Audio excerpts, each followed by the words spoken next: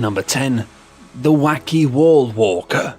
The Wacky Wall Walker is a toy with several sticky feet that you throw on the wall and it would slowly kind of walk down like a weird insect. Ken Hatuka was sent the toy by his mother as a gift from China. Intrigued by the gooey, weird bug toy, he bought the rights for $100,000 and marketed it in Washington, D.C.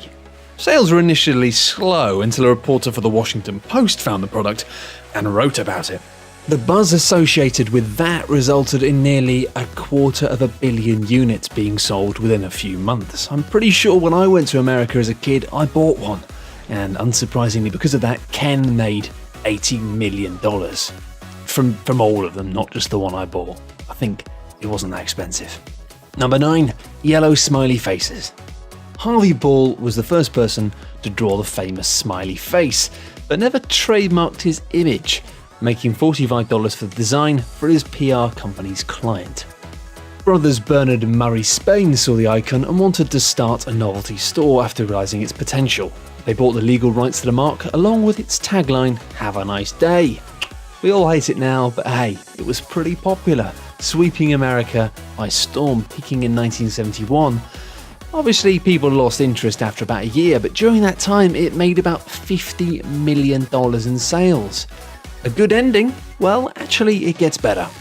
The brothers then went on to open the first Dollar Express store in the 1980s and continued to sell the Smiley. In 2000, they sold their chain for $500 million. Pretty good ending? Well, not quite yet. The Smiley Company, which owns the trademark and copyright over the smiley face and name, is one of the 100 biggest licensing companies in the world, and had a turnover of $167 million in 2012. Yeah, these guys just keep printing money. And to think that the guy who designed it made $45. Always be careful what you sell. Number 8. The Furbies. These utterly hideous creatures took over the toy market with a $40 price tag that sometimes went into the hundreds. Furbies became the hottest toy on the market in the late 1990s after it was claimed to be the first widely available artificial intelligence toy made by Tiger Electronics. The toy basically learnt English, but it was simply programmed to speak less of its gibberish language over time, gradually replacing it with actual words. And amusingly, when a Furby was brought together with another Furby, both toys would engage in gibberish conversations, much the way that some humans do in coffee shops. In 3 years, more than 40 million Furbies were sold. So popular was this line of toy that the NSA, a US government agency that spied on millions of people over the past couple of years, you naughty NSA, were worried that they would learn to overhear and record classified information. So they actually banned the Furby from their offices, and at one point looked like they were trying to get them banned outright. Number 7. Big Mouth Billy Bass. Speaking of things that should probably be banned outright, God, somebody go back in time and sort this one out. This device was originally created by a Texas novelty toy company in the late 1990s, after which it became a worldwide sensation with several imitating products.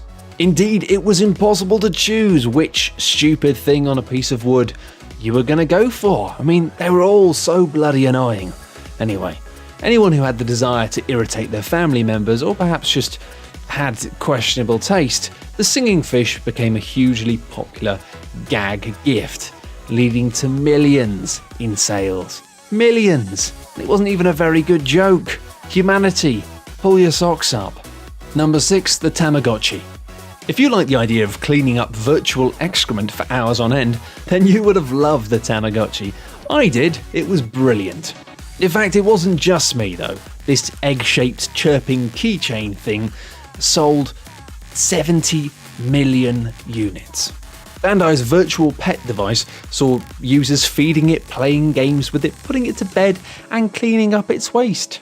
The initial line of Tamagotchi required near constant attention or they would die, requiring a reset of the device so the progress could start over, subsequently gluing the eyes of kids onto the toy and becoming a permanent fixture on school backpacks. In fact, having to look after these pesky electronic critters got so serious that many schools had to crack down on them, with kids getting them out in the lessons because they had to feed their Tamagotchi. I've got to feed my Tamagotchi, miss. It's not my fault. God. At one time, Bandai was selling a Tamagotchi per second. The toy has generated over $250 million. Number 5, Beanie Babies. Fill a sack with beans, give it some furry ears, and give it a cute name. Job done, you're a millionaire.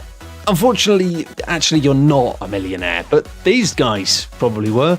Yeah, the result here was a toy empire that was bigger than Hasbro and Mattel combined. Ty Warner's Beanie Baby sold 30,000 units of his toy during the first toy show in Atlanta. He never sold his product in major stores like Toys R Us or even advertised the toys, which made them more difficult to buy and hence highly desirable.